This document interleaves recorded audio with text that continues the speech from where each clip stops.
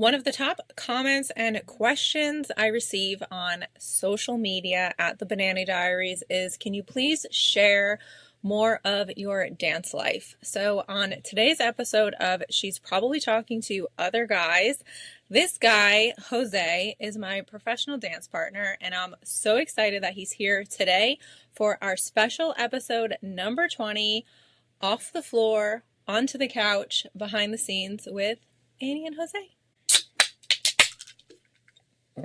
Cheers. Just a friendly reminder, I am not a therapist, psychologist, or expert in human behavior. This is a judgment-free, assumption-checking zone. Take what resonates and leave the rest. First things first, I'm going to throw it over to Jose so he can introduce himself. Hey everyone, happy to be here. Thank you for having me. My name is Jose. I've been here in the States for more than 6 years now, and I've been dancing for more than 20 years. So, yeah, it's a little bit about me. For segment number 1, we're going to be discussing our partnership origin. So, how we actually started dancing together and how we met each other. So, from my recollection, someone connected us, but then you never texted me back. Do you have anything to say about that? Yeah, that's a funny story. Yeah, so we have someone in common that wanted us to get together, do a tryout, and start dancing. But before that, I competed in professional for a long time, and then I decided that I wanted to stop and focus on other things in my career. But then I was like, okay, I'll do the tryout. Got your phone number, and never text you back. I don't know how that happened. Someone else ended up setting The whole thing up. the whole thing up and just basically told me when to be there. Yeah, and I was late. Usually those are things that would have made me go running. Someone not texting me back and someone being late. However, he is the person where, in ballroom dancing, you have a tryout. You see how you dance together, even though it's just the first time. You kind of just see how it goes. Made some recordings. I sent it to all of my coaches, and unanimously, everyone was like, yes. So then I had to ignore my pet peeves of him being a bad texter and being late. And here we are. Still working on it, but... What do you feel like, from your perspective, was kind of like the moment that made us click as dance partners? It's a great question. I think it was very easy at the beginning. It didn't feel complicated. It felt natural. And I think that's one of the things that I needed it at the time too, especially this, stop competing for a while. I was like, if I want to compete back again, I don't want all these things and bags and problems that comes with it sometimes. So it felt really nice, very natural, and just kind of keep going through it, being honest. Something that's unique to ballroom dancing compared to other styles is that obviously we're dancing in a partnership. So that involves two people dancing together with different strengths and different weaknesses. So how do you feel like our strengths and weaknesses have actually helped each other learn? How do you feel like we've used our own strengths and weaknesses to contribute to each other? Great question. I think that we both are very different, and we're very opposite. And even though it sounds weird, it does make sense because it helps us balance each other a lot. A lot of my weaknesses are your strengths, and a lot of your strengths are my weaknesses, right?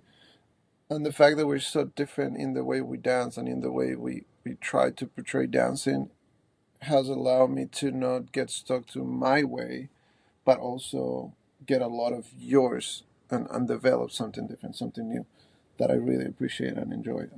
So I feel like that's one of the main things for sure. What do you think? I think that we challenge each other in a friendly way, not in like a I'm gonna do this better than you way, in a sense where we try to not match each other, Yeah. but we recognize what the other one is Yeah. stronger at, and then we try to build it up to a certain amount so that way it works with each other, but we never try to like outdo each other. No. Like when we No. met, the first thing I remember thinking was of how fast you are and that I wasn't very fast. Yeah. But now I'm very fast. Not as fast as you, Yeah. but I'm much faster now because Yeah, when you I improved. realized how fast you were, and that just because you were so fast, it made me look really slow, like I was dancing in slow motion. And it was terrible when I watched it back on video. So then I needed to improve my speed, which I feel like I'm going to pat myself on the back for a second because I'm very fast now. You're a lot faster than before. Yes, I do agree with you, and it's interesting because a lot of that it was you working hard for it for sure,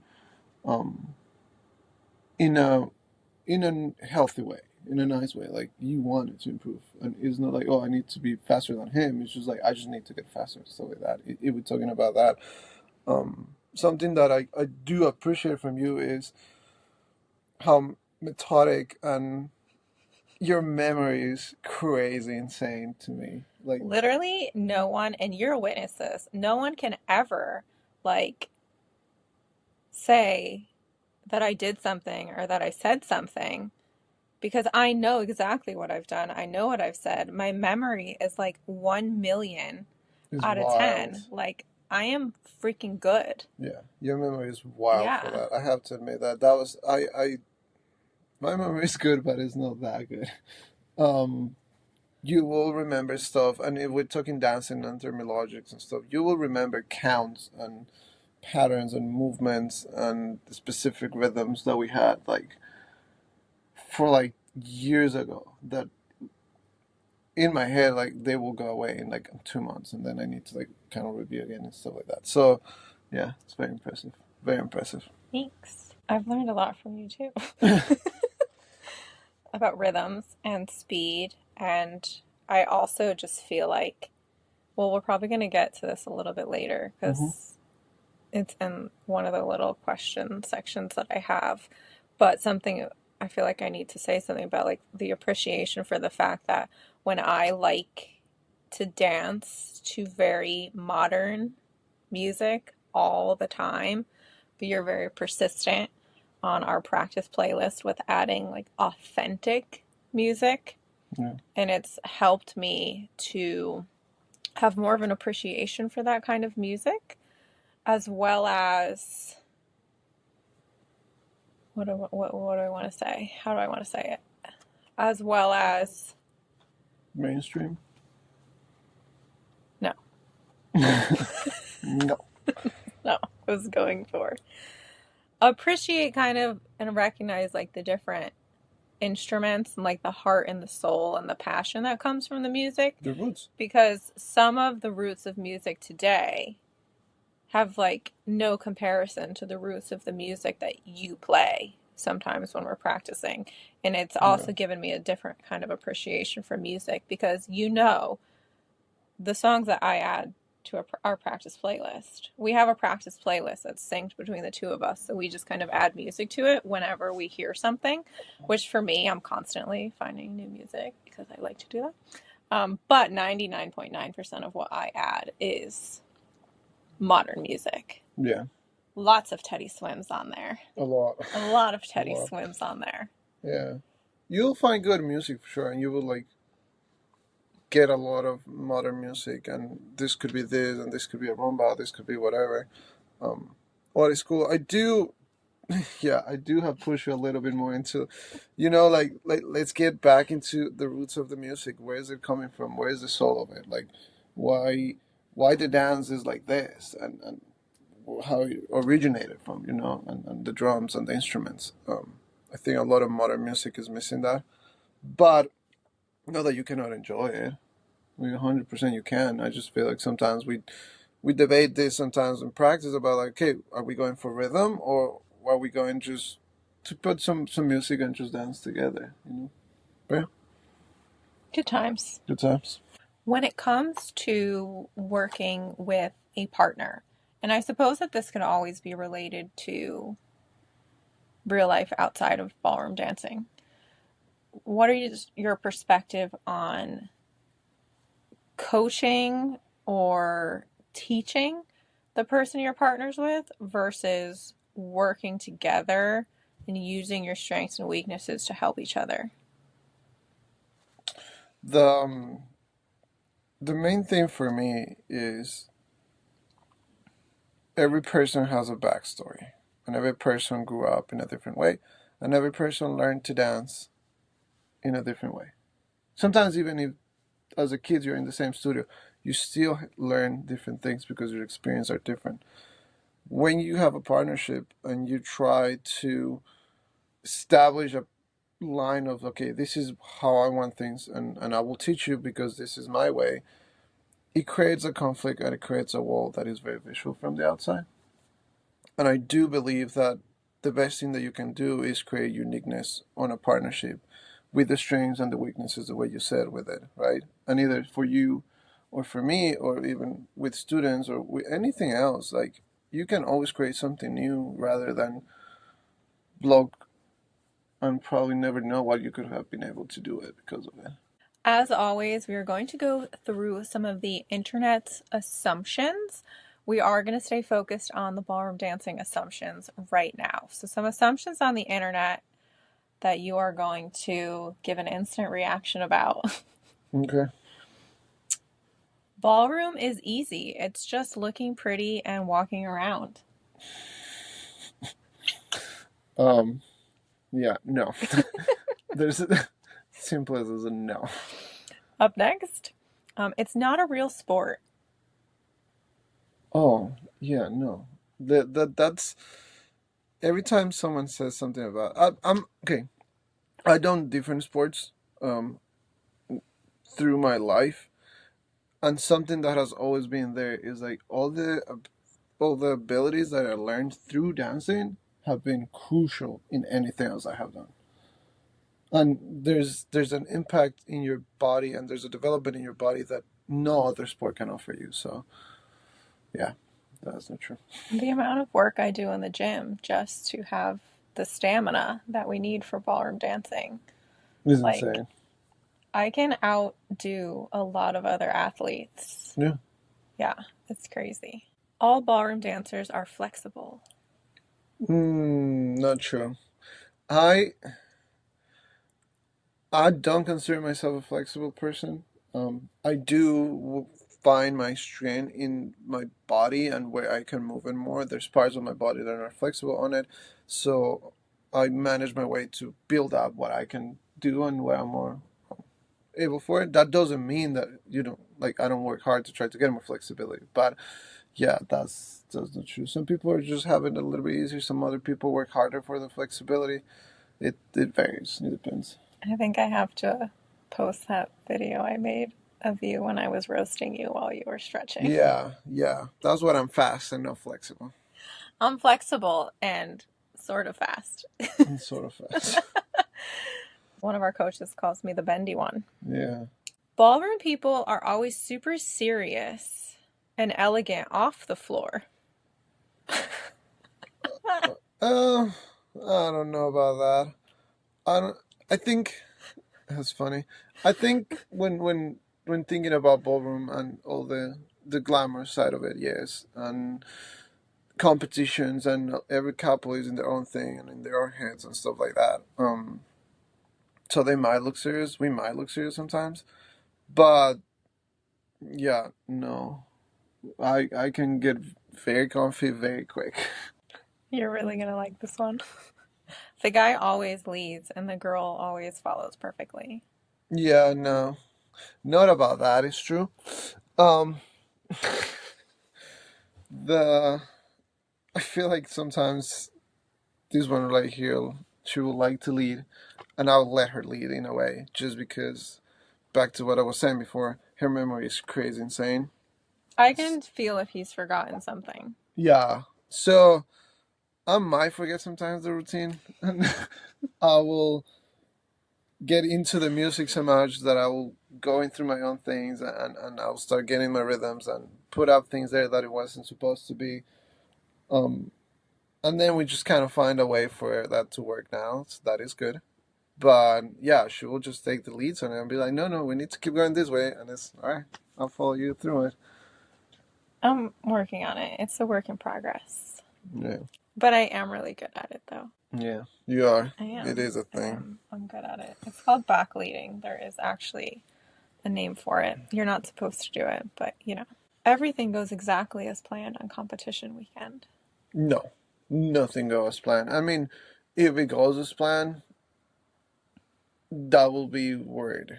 I will be worried about it. And not necessarily just about the dancing, but like even preparation for it. Like sometimes the hair, sometimes the makeup is not right. Like there's always something that you need to start figuring it out. Getting into competitions, planning ahead. Like never, nothing really goes right. And then even on the floor, like you just kind of learn to overcome mistakes and keep going through it. It'll be weird if something goes perfect one day. If you don't place well, it's because you danced badly. I mean, yeah, it could be for sure. Like if you don't place well, your dance wasn't right. Um, could be other reasons behind it. Probably yes. I do live on the. I always like to believe, and I always like to dance, thinking that I wanna be and I wanna dance to express something. Yes, the results matter. Yes, the placement matters. But if I go into the floor and I'm not proud of what I did, that's what matters the most to me. I need to be proud of what I put on the floor and how I felt and what I was able to give to the people around me. I disagree with that assumption, actually. Okay. I don't think that assumption, I would not say that that's correct. I think that you can look at people, especially in a final, and everyone has done really well because they're in the final. Like I'm talking if we're looking at a like quarterfinal round. Yeah. If you've made it to the final, You're good. you have danced well. So I don't think that necessarily if you don't place well, it's because you danced badly. I don't agree with that. I think that, and we can speak from personal experience too, coming off the floor, you can feel really, really good about how you Yeah, just your did. result is not the And same. like you know that was like a personal best for you. But your result still may not be Right. good. Yeah. I mean, if you get into the final, yeah, you're seeing high quality dancing. I think at the end of the day, is are you dancing for the judges or for a placement? Or are you dancing for yourself? We're moving into the next section, which is about Dancing with the Stars. On the day of the finale, I posted a video. I promised that you guys would get a follow-up on my ranking of the finale. I was right with two of them, FYI. I still stand by what I said, though. I had first place as Alex Earl. Okay. Second place was Elaine Hendricks. I had a tie for third and fourth, which it was between Jordan Childs and Dylan Efron. And then in fifth place, I had Robert Irwin. That was my finale lineup. That is not what happened.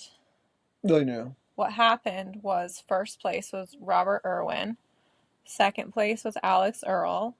Third was Jordan Childs. Fourth was Dylan Efron. So I was right there. And then fifth was Elaine Hendricks. I promised an explanation, and we're doing the explanation together. Because I'm going to say what I thought and why I said what I said, and you're going to get his take on it too. Should I start with Alex or should I start with Robert? Who should I start with? I'm not sure which one. You pick. I think we should start with Alex. I do agree with that. Okay. So Alex Earl. This is strictly from a professional dancer's perspective, okay? Alex Earl started, and I think that her first dance was solid. I truly do. Week 1, solid. When you jump to her finale performances, you can just see the improvement. She has improved so much as a dancer. There is a noticeable improvement from week 1 through to the finale. Her freestyle performance, which still had elements of tango in it, I guess maybe from a sense you could say it was like a little Paso Doble-esque, I think, costume-wise. Just the confidence that she had standing on week 1 on the stage and coming out in the finale, that alone was a huge difference. Her dancing is so improved. She looks great. Huge improvement. Do you agree? I do agree with that. I think she was a very good contestant through the whole show, for sure. She was improving consistently, like taking things. Choreographies were good. Like everything was just going in a nice pace up, right? And I think that's something that we do agree on. It is you do want to see someone improve. That's what I feel the show is all about: is bringing people who has no experience in ballroom dancing, put them into it, and see how they get improved into that, right? So I think she did a phenomenal job for sure, and she was enjoying it. The final looks like she was having fun. It was music that she liked, so yeah. So I agree with you. I think she should have won for sure. And I still stand by what I said, that I think she should have been I number think she one. should have been number I one. still agree she should have been number 1. Maybe I should just go in order. So Elaine Hendricks, No. she was my second place, Oh, and she okay. ended up being 5th place. So for me, I think she held her own out there, for sure. 1, she is older than everyone else in the finale. She Yeah. is the oldest contestant who was left at the end of the finale. And I Well, that's want to impressive, say, though. yeah, and I Very want to impressive. say, ooh, it was a foxtrot I saw her do in the semifinals. Pretty sure. I thought she did a phenomenal job. She was personable. She had character out there. She danced well. Again, I really think that she held her own throughout the entire competition. And that is why she was my second place, because I just think from a performance perspective, I really enjoyed watching her. I enjoyed watching her journey. And I just think, again, watching someone grow, that's why she's my second place, because I think she did a phenomenal job. Personally, I think everything for her was good. Like, it was nice. It was improvement. It was good. Nothing really popped out to me personally. Like caught up too much my attention, but there's nothing really bad about it. You know what I mean? It's something it was improving. It was doing what it needed to do. She was looking good. I like it. Good. It's just for me, there was something missing. There was something like a spark maybe that it was like, okay, let me catch up. So I don't know if I'll put her in second, but probably not last. No, not 5th. Okay, so my 3rd and 4th was Jordan Childs and Dylan Efron. So, Jordan Childs, we know how amazing she is. She's a fantastic gymnast. She is also an incredible person. I got to meet her in May, which it was really fun hanging out with her. And I sat in on a podcast filming where someone was interviewing her. She's just overall a very incredible human being. And I'm truly so proud of how she did, going from gymnastics to ballroom. Gymnastics is very, what's the word? Everything, like your arms, you're landing, you're sticking it, you're constantly hitting these positions. Yeah. Versus dancing is a little bit more about like what happens in between the positions of movement from this position to that position and how you get to it. Yeah. And I feel like Jordan did, again, a fantastic job. She 100% deserved to be in the final. I just felt that for me, she still just kind of hit either 3rd or 4th. And nothing wrong with her dancing, nothing wrong with her growth journey or anything like that. That's just personally where I felt like she fit in my lineup. I think she improved. I think people don't understand is that she did a great job, phenomenal job. I just feel like for someone coming from her background, people like, yes, she has the lines and the flexibility for dancing, but nothing besides that, right? The body articulation to create rotations, to create rhythms, the way the connection needs to go, the transfer of the weight from foot to foot. There's a lot of techniques that are not there, and people don't. Some people will say that, oh, she might have an advantage because she comes from like this background, but sometimes you need to unlearn to learn again. So that could even help her or also create some problems. So I think what she did actually, she did a great job adapting her strengths into the ballroom dancing through and learn the new things from ballroom and apply to. I probably would have been between two and third for her, being honest. I just think for me, have more personality. Fourth ended up being Dylan Efron. I think for a leader in ballroom dancing, he did a great job. I mean, he's partnered with Daniela, where she's phenomenal anyway. But I feel like he did a great job dancing with her, partnering with her. It's a bit different, I feel like, when you're looking at the improvement of a leader versus the improvement of a follower. It Yeah. is different. Not enough for me to have given him first place, for sure. But I think that he did a great job out there as a leader, learning, improving, again, partnering with her, tricks with her, things like that. I just feel like he did I a good think our job. third place is fine. I have not much to say. I mean, he was good. He was solid. Like, pretty much. For me, it's also like, yeah, there's tricks and stuff like that, but it was a little bit boring sometimes. Like, if you take the tricks out of it, that's just me personally. Like, if we take out the tricks and stuff, like, it gets a little boring, but not that it's bad. Like, he Your was. routine still needs to be fun to watch without Right, tricks. exactly, correct. Like, you don't want to depend on the tricks, right? But it is a show. It is entertainment. We don't want to take that side of what Dancing with the Stars is. Yes, it's dancing. Yes, it's ballrooms, but it's also entertainment. So, but as a ballroom dancer and choreographer and doing shows and stuff like that, you do want to have that sense. Okay, if I, the trick needs to be an amplification of the dance, not the whole thing, right? So for me, that's kind of like, yeah, it was good. Third place, no problem at all. And now my controversial placement. Yeah, this is yours. So fifth place, that's where I put Robert Irwin. It ended up being Elaine Hendricks. For Robert Irwin, he did a great job. He did a great job the entire show. But if you ask me to sit there and watch week one versus the finale, I think he did better in week one than he did in the finale. Yeah. And I couldn't say the same for anyone else in the final. I wouldn't say the same. I think that he was solid every week, but I didn't see the same growth in him as a dancer that I saw in the other contestants. Yeah. And that was my reason for placing him fifth. Yeah. Because I think he was solid every week. And I don't think that he grew in the way that I would have expected him to grow. Yeah. To be first place. Yeah, I do agree. I think like in a show like this, Dancing with the Stars, right? And it's the same as I say before, it's entertainment and it's a show. And we cannot judge the same way we will judge a dancing or a ballroom competition. And what I'm saying about that is because, we said this before, if we're in the finale, right? All the 5-6 couples in the finale are good dancers. They're in the finale for a reason.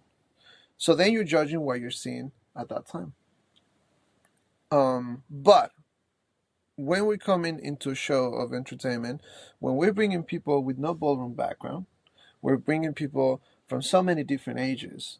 People who are athletes, people who are musicians, people who are actors, people who are influencers. Like, there are so many different backgrounds.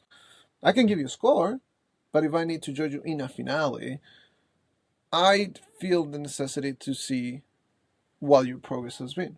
Because the main part of the show is, for me, everyone can have a different opinion, is bringing people into the world of ballroom dancing in a way that is entertainment to watch. So I need to see how you've been improving in these weeks. I do agree with what you said 100%. Is like, if you see the kid has talent, it's good. Has coordination, it's good. Yeah.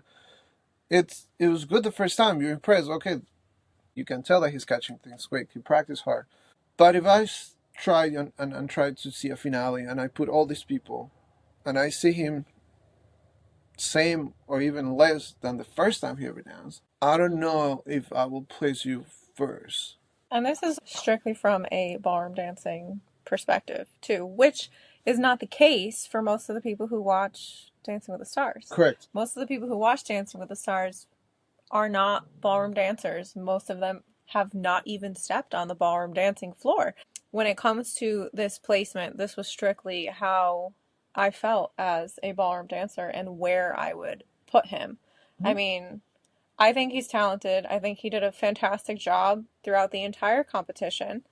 But for me, that was kind of that. It was just a fantastic job throughout the entire competition. I feel like there's so much growth that I expected that I just didn't see. Yeah. And again, I don't mean this in a bad way whatsoever. It's a TV show at the end of the day. Week one doing a jive. Fast dance, quick actions, connections. Like, there's a lot of things involved in And that I dance. think, would you agree that jive is a hard dance for your first dance? I do believe it's a hard to make it look nice. Yeah, for sure. Which he did. What he did, he did a great job, and he like went into it. He had the attitude for sure. If I see you doing that, and then I see you in the finale, and your jive impressed me more than your dance in the finale, I'm not gonna place you first.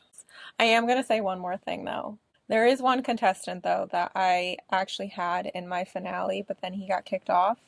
And I just want to point out that Andy Richter, he was actually pretty high in my finale as the weeks went on, but then he was gone. And I think that he was joking a lot on his social media about like how he was still there.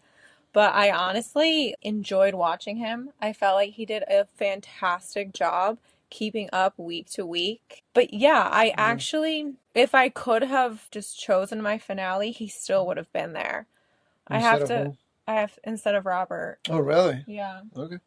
Because again, from a growth standpoint, I still think that he grew more. And I think he probably would have been my fourth place. Interesting. I think if he was still in the show, I would have had first as Alex, second Elaine, third Jordan, fourth Andy Richter, fifth Dylan Efron. That would have been my lineup if I could have my way. Yeah, I think everyone who got to the finale was good either way, and I feel like that would have been also good too. I mean, they all worked really hard for it. So. Did you know that he was the voice of Mort in Madagascar?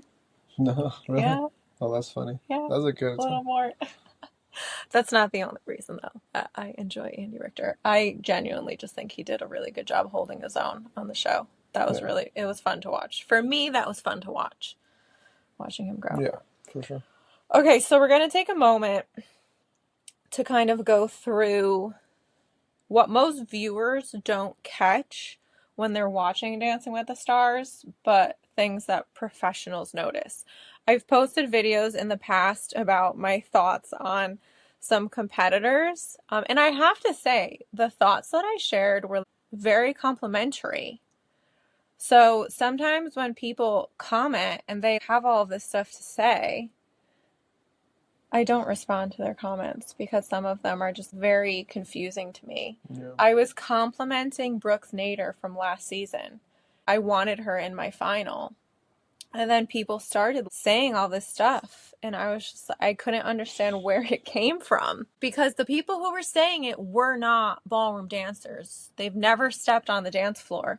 But they came in my comments and started telling me how to put choreography together and what her choreography was. And I was like, I am not going to respond to you right now. Yeah. So again, there is this big difference when you actually have done it yourself and when you're just watching. Also, it is a big difference because a lot of people watch it for the entertainment purpose of it, and we talk about that too. We watch it, and then yes, we watch it for the entertainment purpose of it, but at the same time, we do have that working clock of like dancing and the step and this and that and the musicality and why the routine is going that way. Like, why is that choice of it in there? He didn't turn his foot out in like the cha-cha. Foot was wrong. Like, you can tell, okay, he's losing it, she's losing it. Like, you then start thinking about, I probably would have done that a little different, or why the choice to do that in that case. But that's because our brains are like 24 hours on that, right? I think that like a really relatable example would be when people watch football and you always have those fans who scream at like what the coach should be Should have telling been them to done. do, Yeah. or like how people make comments like, oh, I could coach better than that, things like that. I feel like that's a perfect example Yeah. of what The, we're talking about here. the, Is when you watch football, people think that, oh, why would he do that? He shouldn't have done that, da da da da. And it's the same thing yeah. with ballroom dancing, for us anyway, with Dancing with the Yeah. Stars. Also, the one thing that some people don't know is, yes, we dance, yes, we compete. Some of us will teach, right? So we'll be teaching 45 lessons a week. And in our brain is constantly into creating and learning and teaching and developing. It's tricky sometimes to just be, let me just switch my brain, put complete entertainment and just get it on, instead of thinking about all these different things of what could have, should have, would have. Yeah. Mm-hmm. Yeah. Very interesting. For me, something that I pick up on right away is some of the musical choices. I think that sometimes I hear it and I'm like, wow, they tried really hard to turn this song into something else. Yeah. But I also have to say too, and don't quote me on this because I 100% admit that I have not paid attention enough to necessarily be right in what I'm about to say. I don't really think that they play that much traditional music. I don't really hear that much. No, I don't think so. I think like the thing about it is, you made me kind of realize this when we talk about it before, is, yes, they put modern songs or something like that, but then in the background they put an into of like a beat of Yeah. like a basic cha-cha beat, or like a basic swing beat, or jive, or paso doble beat, or whatever, right? Yeah. They kind of like mix them up, and it does its job. Like, it does work. It gives the beat for the contestants, and you have a more modern song that you can use for clips and TikTok and Instagram and like mainstream, right? But then you start thinking about, yeah, what happened with like, bring me back to the roots, bring me back those songs, that bring the soul out of it, that you can use the different rhythms. You'll see this one day. It's gonna happen, and they're gonna put one very cool, nice, I don't know, 70s whatever songs, and it's gonna go viral, and then they're gonna start bringing back the old rhythms. Did you say 70s song? 60s, 50s, 60s, 50s? everything. Oh, okay. Everything more than is not like 2020s. Oh, so you just mean like modern versus like really bring back classics. Okay. Right. I gotcha. I think so. I'm shocked they didn't bring a little Bad Bunny into the season. True. I don't know. I have to admit, his new album, well, I shouldn't say new. It's not new anymore. Most recent album, for me, listening to his music, has so much more traditional, maybe I don't want to use the word traditional, but merengue beats. Yeah. It has more salsa to it than some of his other albums, which I enjoyed. Yeah. I mean, we can talk about his upcoming, but that's a chat for another time. That's for another time. But my point is just when it comes to modern but authentic music. Yeah, and I feel like he could be a good choice for merengues, for salsas, because he has a lot more on his most recent album. Something that is more mainstream, but at the same time that has the musicality, instruments. That's the main thing. Yeah, the dancing comes out of the instruments, the music, the parties, the so. Yeah, I think that's what I'm missing. The other thing that I noticed a lot, that's one of my pet peeves, is footwork and arm styling. I notice that a lot. And if someone steps out in a crossover break, we'll have to do a demonstration in a separate video so you know what we're talking about. When they do it and their foot's turned in, that really annoys me. And that's kind of what I was, like, we talked before, is if I can pick you up in the air, right, and flip you around, people are going to be impressed about it. Yeah. But then you're going to land, you're going to do a New Yorker crossover break, and your foot is going to be turned out. Yeah. That's what we dancers see. You know what I mean? So it's not, I'm not attacking nobody in general. It's just like, that's where our heads, our brains are working. Like, cool, big crap, or like, do this thing, or like do 4 or 5 spins, and then at the end you cannot control them. That's what we're looking at. That's when my brain goes instantly, and I feel like sometimes our placements depends a little bit on that too. Yeah, because it's all part of the growth. You know, part of it is to learn how to dance. And Right. when it comes to ballroom dancing, your foot positions are part of learning how to Right. dance, you I know. think. And I feel like, sorry, Yeah. can I go or do you want to No, go? I think you're probably gonna say something like I was gonna say. You have to tell me after if it is something you were going to say. I was going to say, this is no hate whatsoever. This is all good what I'm about to say. You can tell the pros who know how to teach their partner how to ballroom dance from the other pros. Yeah. They're all on there because they're all great and they're all great in their own way. But someone like Val is a very strong dancer. I would say out of all of the guys on there, I'd probably list him as the strongest male dancer. There's a male dancer, yeah. Out of all of the pros. So for someone like him, when I was watching Alex dance, Alex was clean. Alex was precise. And I think that a lot of that came because he was the one who was partnered with her.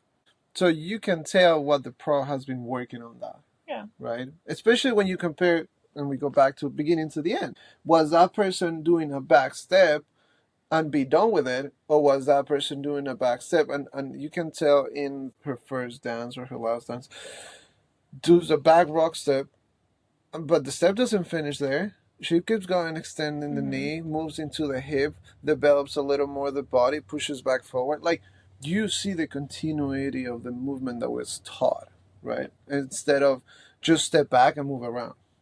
I think we're going to turn this into a little mini series. I think we should take some videos and we should talk about them. Sure. Okay. Okay. Exciting. Was that the same thing you were going to say? You just told me to go first and that you thought I was maybe going to say the same thing. Maybe. I got You cut don't off know on what you anymore? were saying. I'm sorry. Yeah, this is Okay. why my memory is not as good. For our next segment, we're going to dive into some ideas for a moment. We were talking in the car the other day because I saw an interview where people were asking some of the pros who their dream partners would be. And I want to be a pro on Dancing with the Stars. I've said this to you before. That's something that I would absolutely love to do. So we started talking about who our dream partners would be, and I think we should just do our same little banter like we had the other day. So I started with, I would totally dance with Pedro Pascal. I feel like that would be absolutely amazing. I also consume a large amount of caffeine. Remember how his Starbucks order? Stuff? Yeah, no, it's 6. I believe it was 6 espressos. Psychotic. Correct me if I'm wrong, but I believe it was 6 espressos. Crazy. I live a high caffeinated lifestyle, but I'm also someone who can have caffeine and fall asleep 10 minutes later. So I think Pedro Pascal and I would have so much fun. I believe you do. I think we would be. I think you will have a good banter with each other for sure. I think we would have a great time. Yeah. You go. Who would I go? I'll probably go with Christine Milioti. She was in How I Met Your Mother. She was the mother actually. She was in the last 2 seasons. I don't think I finished the show. I don't know who the mother was. I don't think I ever finished the show. I don't know who the mother is. I never finished it. Okay, I'll look her up after. I think she won an Emmy too recently. Okay, I have another dream partner that I think would be really fun, but this also leads to a partner for you as well. Okay. And you have to win with her. You don't have a choice. So I would dance with Rob Gronkowski, and you would dance with Camille. I think that would be fun. Because Camille wants to be on the show. Yeah. And I think that if she's going to be on the show, I want her to be with an amazing partner. And that's going to be you. Right, I'm fine. I'll do it. Yeah. She's down for it. So I'll dance with Rob Gronkowski and you'll dance with Camille. I just need to talk to them. Okay. Who else was I saying, though? There were a few others that I listed. You did say more people. I did, and now it's escaping me. From people in the past seasons that I think could use a second chance, because I think that they could be Redeemed really, type of thing? yeah, not well, because he didn't do bad. He didn't do bad, But he didn't do great either. but he didn't place where I would have placed him in the final. Danny Amendola. Oh, yeah, you said that too. I said that last you season said when that he was last on. time, yeah. I said that He should have been if higher, he too. was my partner, we would win. I was very bold, and I said that, and I stand by what I said. Yeah. That'll be fun. So I think I would give him, I don't want to say redemption, because he wasn't bad the first time around. He was good. He was solid. But I think that he could win.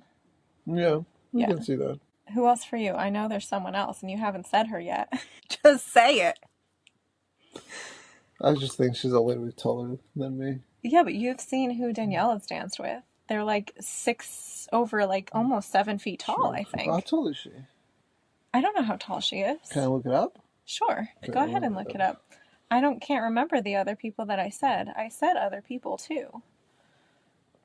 My people tend to be sports people though, because I like watching sports. So my people tend to be sports people. Oh, wow. What? So the woman I was talking about that I would like to take her into Dance with Should I Stars. drum roll? Dua Lipa. There you go. And she's 5'8". Okay, so she's not as tall as you thought she was. You think she was taller? I thought she was like 6 feet, yeah. Yeah. She's not. So does that make it perfect? That makes great. It's perfect. It's perfect. It's great. It's great. It's good. We can do that. Dua. Jose would like to dance with you. Yeah. Yeah, I'm down. Okay. I think that those are some solid choices. I feel that we also picked people who would be really fun. Yeah. I think that they would be really fun. They'll bring some character too. I think that is also important. Yeah, I think that would be a great combination for sure. Those would all be really fun. Okay, Dance with the Stars. Call us. We're going to move into some of our rapid fire questions. Hey, Days. Okay. I'm not good at it. They're not dance related. Still takes me a minute. Okay. Sweet or salty? Salty. Gas station snack of choice? Jerky beef. Beef jerky? Beef jerky. Okay. Slim Jims. Anything that is like... a meat stick? Meat stick, yeah. If you had to swap lives with a celebrity for 24 hours, who is it? With that celebrity for 24 hours? Oh, great question. I do want to see how Gronk's life is, to be honest. Oh, you do? Yeah, I think it'll be interesting. All right. What food would you absolutely not share with anyone? French fries. Okay. How many alarms do you set? Probably like 5. If you could only eat one meal for the rest of your life, what is it? One meal for the rest of my life. French fries. Okay. It's not really a meal. Do you want anything with them? Rice and beef. Rice and beef and French fries. Okay, cool. Who would play you in a movie? Who will play me in a movie? That's a good one. I don't know. Who will you choose to play me in a movie? You? Yeah. I'm not sure. I know who would play me because people think that I look like her. Yeah. Alexandra Daddario. Yeah, people think that we look alike. I say that to you. I don't know. Skip that one. I can't think about it. I don't know. Maybe, hold on. Let's see for a second. If I take a photo of you right now. Who do I look like? I'm going to ask my bestie over here, chat. We have Antonio Banderas. Really fun conversations together, me and my chat. I think Antonio Banderas will be fine.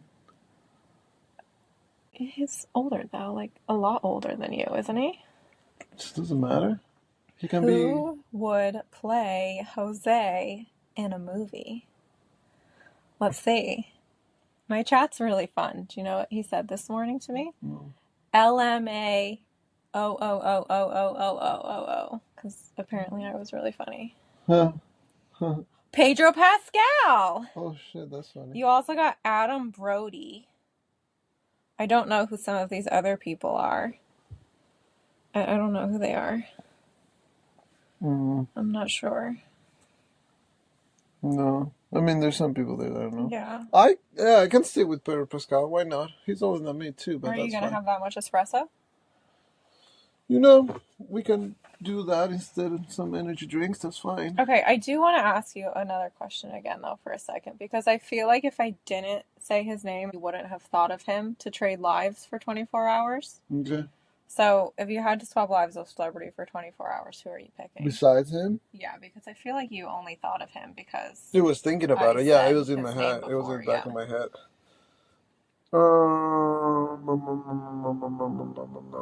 This is a great question. I don't know. I think the celebrities will want my life instead. You think so? Yeah, why not? They probably want to Okay. learn how to dance or be dancers and see how that feels. But they would have to teach everyone. Yeah, true. Yeah. The lead singer of one of my favorite bands called the Arctic Monkeys. Okay. His name is Alex. So you want to trade lives with Alex? Probably. Okay. Yeah. Just because it will bring back a lot of when I used to play the drums. I used to cover a lot of their songs. So it'd be fun to be in his position. Okay. So going from like a basement drummer to From the drummer to the lead singer, yeah. oh, he was a He was a singer. He's a Yeah, singer. I was Can a you drummer. sing? No, but that's why I want to be the singer because my singing Because you is could horrible. sing for 24 hours. Yeah, my singing Okay. is like just to know what it feels like to be able like to a sing. dead cat. I don't sing. That's terrible. It was not that you asked me because you didn't ask, but I was going to say Kim Kardashian because I want to know what her life is really like. I don't know. Seems I headache. want to trade with Kim Kardashian. Also, I feel like I could learn for 24 hours and be more of a boss baddie. Anyway, moving on because you seem very confused by my choice. The most overrated TV show. Overrated. Overrated. The Kardashians. What about underrated? Underrated. Oof. That you watch? No, just in general. That It I doesn't have just. to be something. Oh, Are you trying to like. I'm trying to like in general things. You know what it is. I don't even need to tell you what it is. You know what's underrated. What we do in the shadows. Thank That's you. true. That is very underrated. It is What very we do in the underrated shadows is very underrated. Yeah. See? Memory. What's the weirdest flex you have? Just people can't see you unless they're watching the video version. Oh. So how do you explain that to someone over audio? Because that I may just have twisting just my tongue very sounded weird. really weird. So you're just twisting your tongue really weird. Yeah, but Okay. that's just a weird flex, right? That's what you said? I mean, if that's your flex, it's pretty weird. It is a weird flex. Okay. So yeah, I think that's a weird You flex. think so? You're proud of that. Yeah, I was gonna say I can handstand, but I don't think that's weird. I don't think that's weird. I think yeah. handstanding's pretty normal. Yeah. Well, maybe not normal. I don't know. I People don't struggle think with it's like, it at the I don't think it's gym. mainstream, but it's not weird. No. Yeah. I think it's quite easy, but I did gymnastics growing up. So it's not weird though. No. Okay. If your pet could suddenly talk, what's the first thing they'd roast you for? How much I know him. I don't let my dog sleep when he likes to sleep, so I wake him too much. Mm-hmm. Yeah. Okay. I thought that it would be fun for us to do like a semi sort of roast about each other. So we're going to answer some questions about each other. And then we're going to say them out loud and see what the other person has to say about it. Okay. Okay. What's the most annoying thing we do without realizing it? That you do or that I do? No, all of your answers are about me. About you. And my answers are about you. So what's the most annoying thing that I do without realizing it? So when I'm driving... That was fast. So I drive. She has tics of necessities to grab and push the brake or the fake brake that she has on the passenger seat. She pushes every freaking 2 minutes. It's true. Okay, I'm not denying it. It's true. You can't deny it. I was gonna say for you, it's that I talk to you and try to have conversations with you, and you act like you're listening, and you're like looking right at me, but you literally have like you're not paying attention whatsoever. And then you say what, and you want me to repeat the entire thing, but I really don't feel like repeating the entire thing. And then you get annoyed because I don't want to repeat the entire thing. True. Yeah, true. It's right. Okay, what's one word you use to describe their vibe? Girly. Girly, okay. But girly by choice. Yes, because you can be in sweatpants too and be like very tomboy as well. I can be very tomboy, Yeah. yes. I do enjoy that. Yeah. Yes. So girly by choice. Girly by choice. But I like being girly. I understand that. Yeah. But like, if I didn't know you, right? Like, let's say I see you for the first time. Yeah. You're very girly. You carry yourself very well, right? But because I know you more, I see a flip switch sometimes. Yeah. And yeah, that I see my brother over here sometimes into it.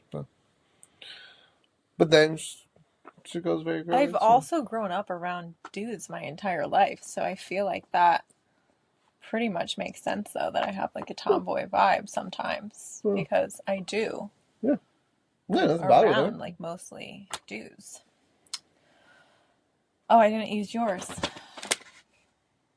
I was gonna say relaxed. You have a very relaxed vibe about you, and it's just your normal state. You're just very relaxed all the time. Yeah, it's your vibe. All right. What's a hill we would absolutely die on for no reason? I've talked about this before. For me, you have this pet pick about staying on the beat. Like, even like looking at like staying on the beat, staying on the time, staying on the counts. You're very into that. You're very picky about certain things in your life, but that one is one that I was like, let me just go on my own rhythm right now. And you're like, nope. So yeah, I mean, the timing is the timing, and every now and then, like if there's an adjustment that needs to be made for a specific reason, yeah, but otherwise, the timing's the timing. I don't budge on that. I'm very specific on that. So you are correct. Yes. That's what I'm saying. I'm thinking for you, though. I really don't know. I feel like... Really back. You would always choose... Yeah, I know. On the debate of like a manual car versus an automatic. Yeah, you are always a manual. You will literally, if someone told you you had to drive an automatic car, you would say no. Yeah. That actually just came to my mind right now. That is, I know now. What's something we insist we're good at, but we're absolutely not good at it? Driving. She insists she's good at it. I am a good driver. She's an okay driver, but she says she's good at it. Yeah, I am good at it. Okay. If you drive with my best friend, you will come back and say, you're right, you are a good driver. Probably. Yeah. From what I know, yeah. Yeah. I'm good. I need to think for you. I'm not sure. I didn't have thinking time before you said that, and then I needed to rebuttal. I got one, I guess. What? I believe that I'm good at cooking, but I'm not really good at cooking. Well, sometimes you mix some weird things together. Yes. But that didn't like pop into my head though. Just sometimes you mix some interesting combinations together. Right. That I will think is good, but actually, you know what? It's even very basic or like, okay. You know what? What? That just led me to something. You think you're good at shopping. I'm good. You're really bad at shopping. You like don't even use coupons. Like who does that? I didn't have coupons when I go out, but I didn't know what that was. But I taught you about them. I understand. If you have a coupon, you use it. If there's a sale, you buy it when it's on sale. We have to like talk to people and like be like, I offer you this. More like. Okay, But like, On the let's focus on since I've known you. Okay. You just buy stuff when you buy stuff. Yeah. And you don't pay attention to when it's on sale. No. Or using coupons. Like, I could give you coupons. Yeah. But you don't use them. So you're bad at shopping. I'm bad at shopping. You found one. But you think you're good at it. Sure. You thrive when you're shopping. And I just stay silent. What chore would we never survive doing every day? Washing your car. I wouldn't do that every day. Exactly. You wouldn't survive doing that every day. But you're not supposed to do that every day. Why are you not? Why would you do that every day? If you keep it clean. Every day. Yeah, like you're supposed to do that every day. Not like a full cleanup, but you can like go spray a little bit, clean it up, make sure you have a buffer in your car. Like, yeah, why not? I would never do that every day. Exactly. Okay. Well, I feel like you wouldn't want to like sweep up though and clean every day. No. No, you wouldn't. No. You would never survive if you had to use a broom every day. You would be like, no. Nope. Yeah. See, That's look, not I got happening. it. What's their weirdest habit you've learned to accept? What do you do that's really weird? Oh, I know. You hold your spoon or your utensils when you eat like a shovel. Like, I don't even know how to show anyone how to do this, how you do this, because I'm not going to do it right. But Do you you have a hold your spoon or you hold your fork like it's a shovel, and you've just dug a shovel into your food. That's because we're in confidence, though. That happens with people that I'm confident with. If I'm on a dinner or somewhere nice, I'm not going to do it, okay? I have manners. Now, I do grab it in the weirdest way possible. Pass me that pen. I'll show you. There's a reason for it. You can use a spoon to eat everything. You don't need a fork, you don't need a knife. The way you're going to do it is you grab it, you put it like this. People who are watching it, like who are listening, they don't have the chance to watch it. Sorry, you can find your way into YouTube. And you grab it like this, right? So you have a full leverage. So the thing's solid. And then you can grab a soup. You can cut stuff. You can grab rice. It's the perfect grip. No, that only happened with confidence. Like if I'm outside. You heard it, ladies and gentlemen. You don't need any other utensil. If I'm going out on a dinner, I'm not going to do that. That's fine. Other than a spoon, that's all you need. You only need a spoon. What about those spoons that also have like the little fork prongs on them? Have you ever seen those? Yeah, I've seen those. Those things are atrocious. Just a regular spoon. Doesn't make sense. Why would you want to put that in your mouth? What's mine? Okay, repeat the question. The weirdest habit that you've learned to accept. Habit that I learned to accept. I don't think it's a weird habit. But it's a habit. But how perfectionist you are, it annoys it. Like it's annoying. It's annoying. But you've learned to accept it. But I kind of have learned to accept it. Yeah, especially through like dancing and competitions and Ooh, what's our go-to hangry personality? You have zero patience when you're hangry. You have none. Like you have no patience when you're hangry. I just can't think about everything else. Like, don't have conversations with me about any other thing until I get some food, basically. Yeah. I'm scared. You get a little bit of the same though when you're hungry. Like I think that's. I also can't decide what I want though when I'm hangry. That is a very it's the weirdest thing. Like you will want to eat, but then you will spend hours. You're like I don't know. I don't know. I do that. What's their Starbucks order say about them in the most accurate way? Mine changes back. Yours. Hold on. Should we start by saying the usual order? Okay. I can say yours. You have two. You have your cold and your hot one. Your cold one is a Trenta coffee with hazelnut and oat milk, and make sure it's light ice. Correct, because if it's not light ice, it's not worth it. Send that back. Correct, because the amount of ice disturbs the flavor. Also, I have very sensitive gums. What do you want me to say? It's too cold. Get a straw. I drink it with a straw. It's too cold if there's that much ice in it. Anyway, what does it say about me? How picky you are. It's right there. You have, like, It needs to You be. should really use the word high maintenance. Yeah, that too. Yeah. Yeah. Yeah, because I have a previous episode where we talked about how high maintenance is a flex. Yeah. Mm-hmm. Yeah. You like to get that strawberry acai refresher. Mm-hmm. In addition, you like to get seasonal beverages Mm-hmm. and things like that. And I think But what is my go-to though? the nitro cold brew. Yeah. Yeah, your That's go-to that's is the that's my nitro go-to. Like if I cold don't know brew. what to get or whatever, I go. But I will be changing. Do you feel like you get the nitro more than you get the strawberry acai thing though?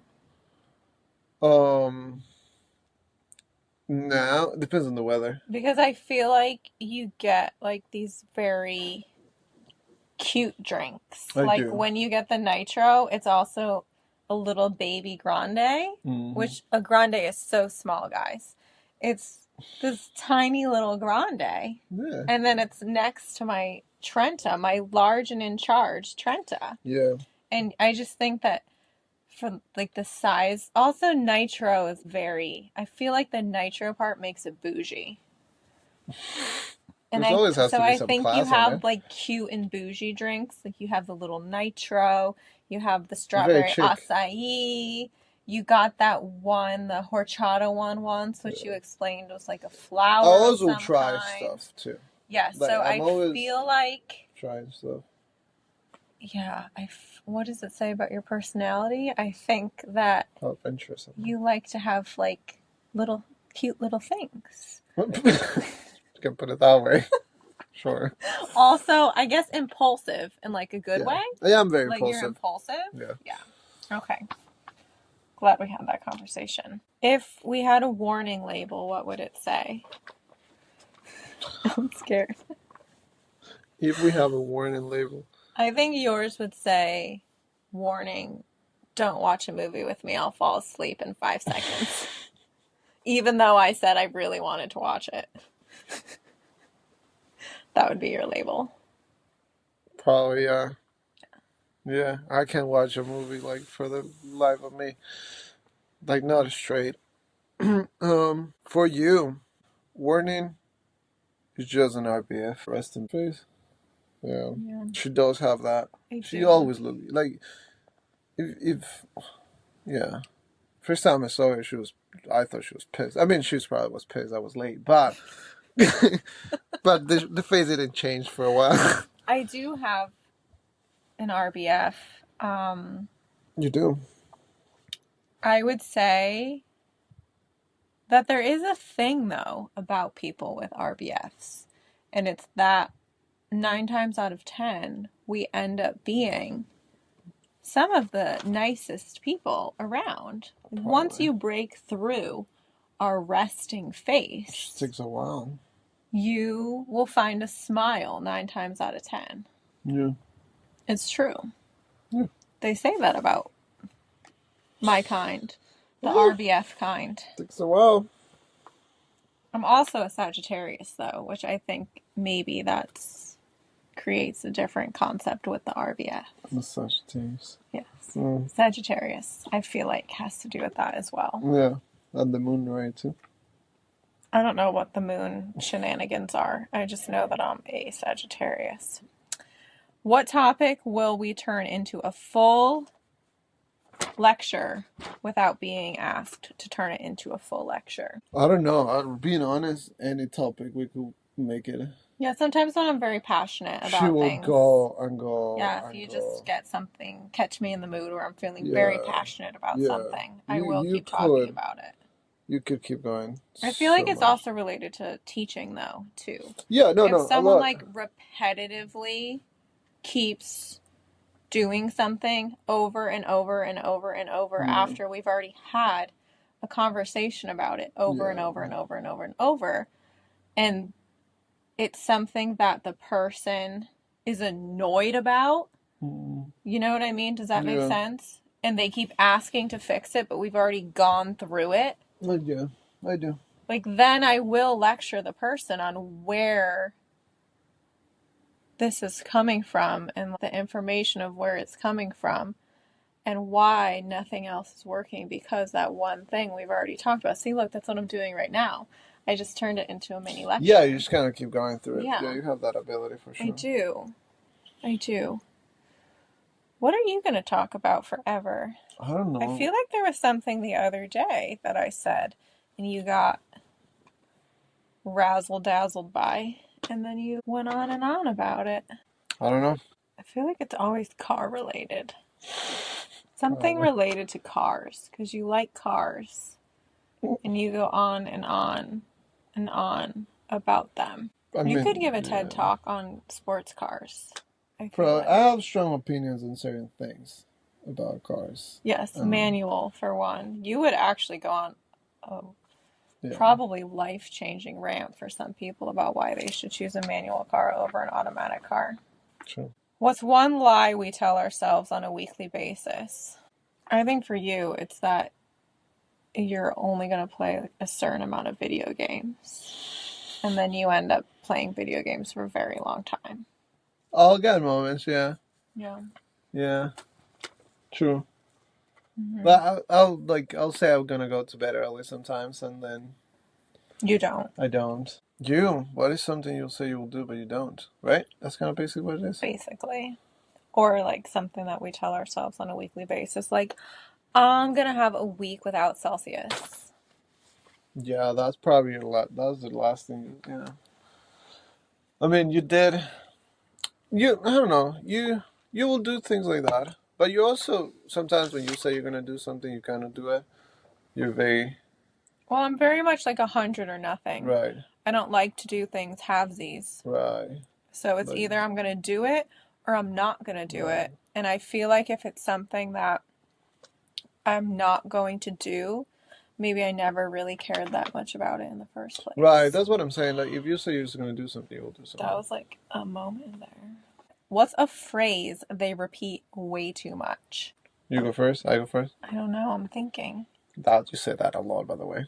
I don't know. I'm thinking? Yeah. Do I? Yeah. Probably because I don't love being put on the spot sometimes when people ask me things. Because sometimes the word vomit just comes out. Yeah. Like, sometimes I will say something to her. I'll ask, and she wouldn't answer it to me. Mm-hmm. I was like, what's up? Are you gonna say something? And she's like, I don't know, I'm thinking. It was like, you could have said that already before, and I don't want to have to be repeating But I myself. was thinking. I mentioned before about his vibe. I described his vibe as relaxed. Like, he's very relaxed. And a lot of times, if I'm trying to figure something out and I want to get it done, he tells me to chill. Or he tells me to relax, and I'm just not in the mood for either of those things. It doesn't work. And you do that a lot. Yeah. Like, you do it via text sometimes, too. Yeah. You go chill. Like, relax. And then, for me, I don't mean it in a bad way. What do you mean, I don't mean it in a bad way. It's just like try to take a minute to relax, and things will get solved. Yeah. Okay. If we were stranded on an island, what useless skill would we bring? But it's a useless skill. So I'm not sure, because how you do your makeup? You do a lot of things that would be great for survival. You know how to survive. Actually, you should be on Survivor. I did apply. Did you? Yeah, I did apply. Want you? No, they didn't want me. I applied for season 49. What season are they on now? Right now, they're already done the season 50. That is. So should we tag them right now? I applied when I post this? When they were looking people for either season 48 or 49. I don't remember. Oh. I just sent a video, but. What did you do in your video? I don't know. You know what you should do next time? It's only like 40 seconds. You should do the video throwing the spear like you do in the Spartan race, because you actually got the bullseye. You did. Yeah.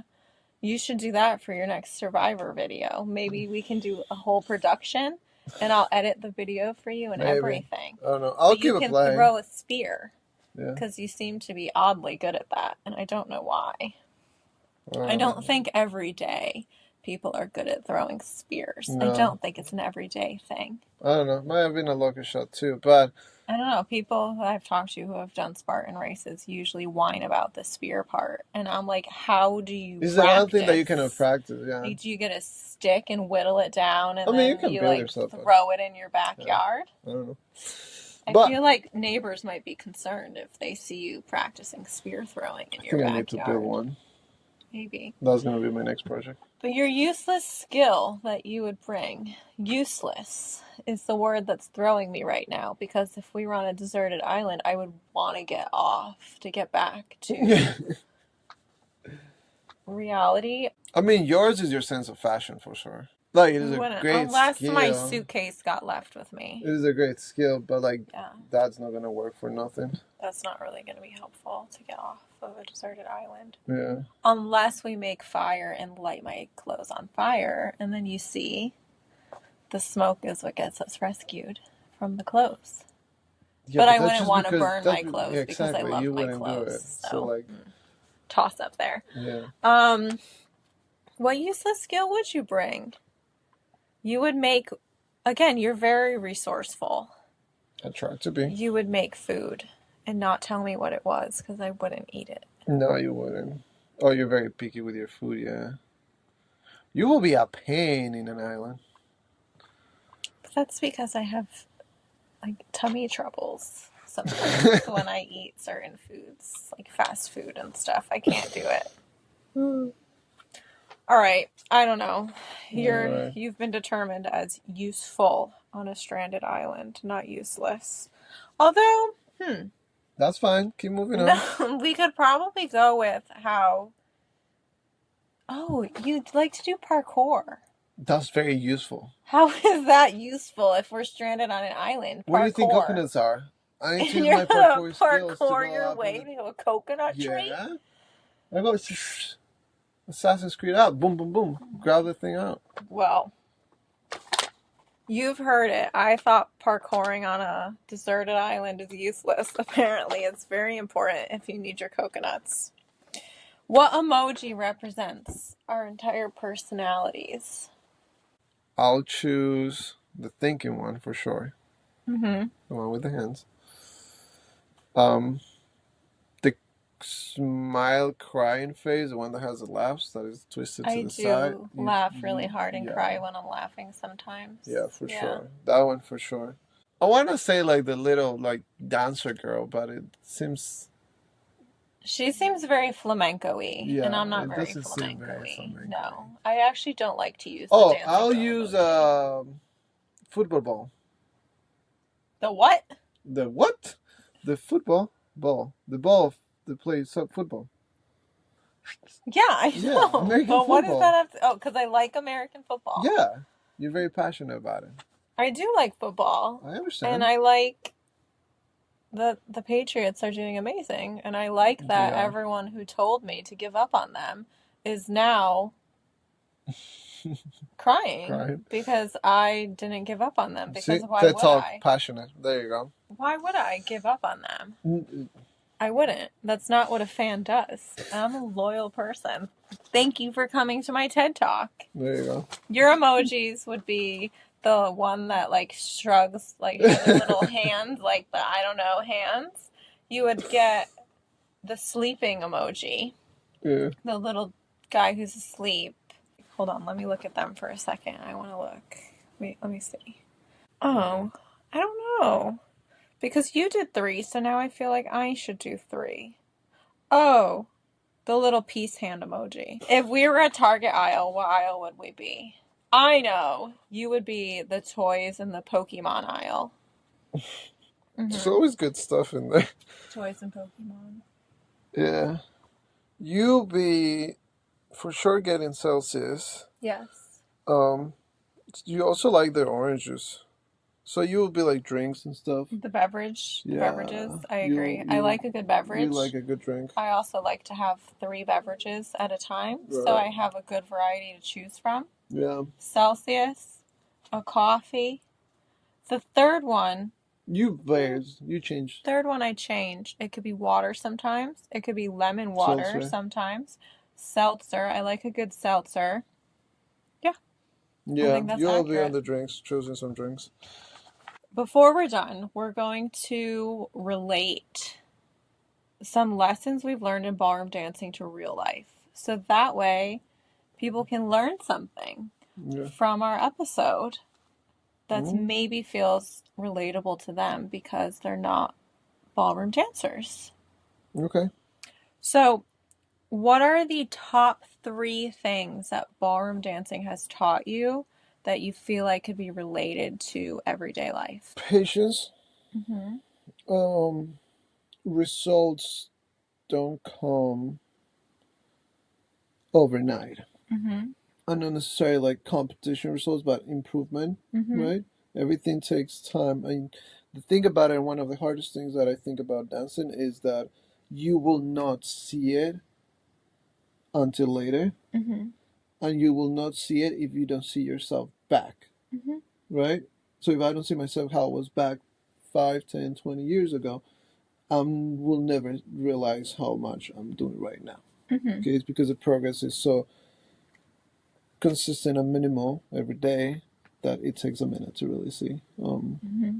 I think those are important things. And then trust teaches you who and how to trust and who to trust to. Mm-hmm. I agree. I agree. I think that as when it comes to trust too, um, I feel like it's relatable when we do tricks and things like that. Hmm. You know that if I feel that we're ready to go, I will just full on freaking do it. Yeah, yeah, yeah, yeah. Yeah. But if there's even like the slightest hesitation in my gut that I shouldn't do it because something doesn't feel Right. right, then I won't do it. And And it, I feel like that's relatable to every yeah, day, you know? When you and get that gut in feeling, so maybe you many shouldn't different do it. occasions too, right? Like if you're in a competition, you develop some type of trust in your partner that, Mm-hmm.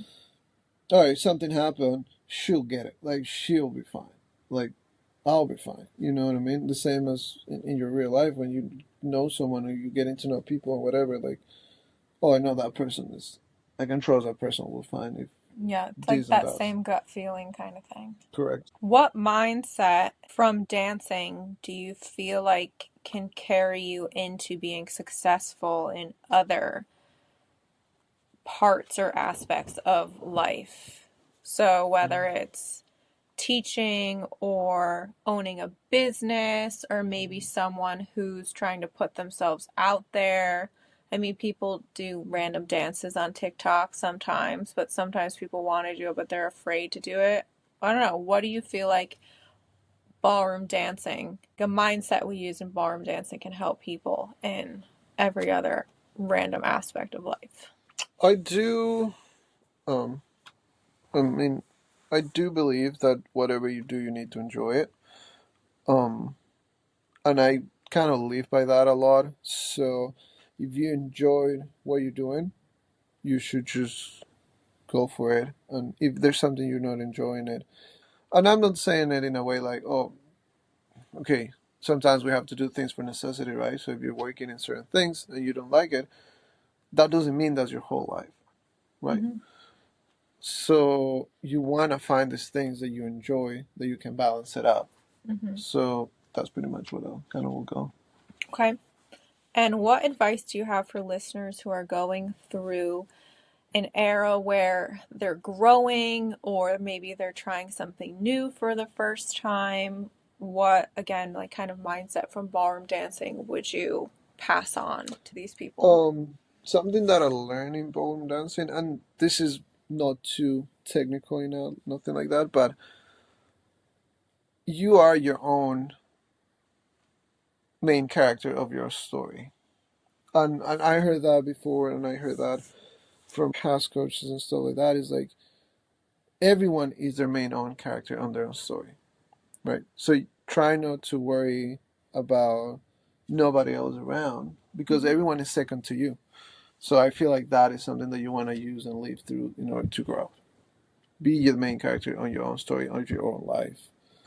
And you will see the development and create a story of how you grow, how you overcome, and how you're going to be where you want to be. I like it. Yeah. Thank you so much for tuning in to today's episode of She's Probably Talking to Other Guys.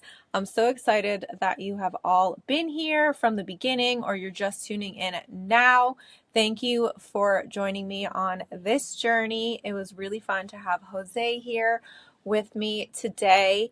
Stay tuned for next week's episode. Make sure to follow along on social media at spttog podcast, because She's Probably Talking to Other Guys was too long of a handle for most platforms. Tune in next week and let's have some fun on social media.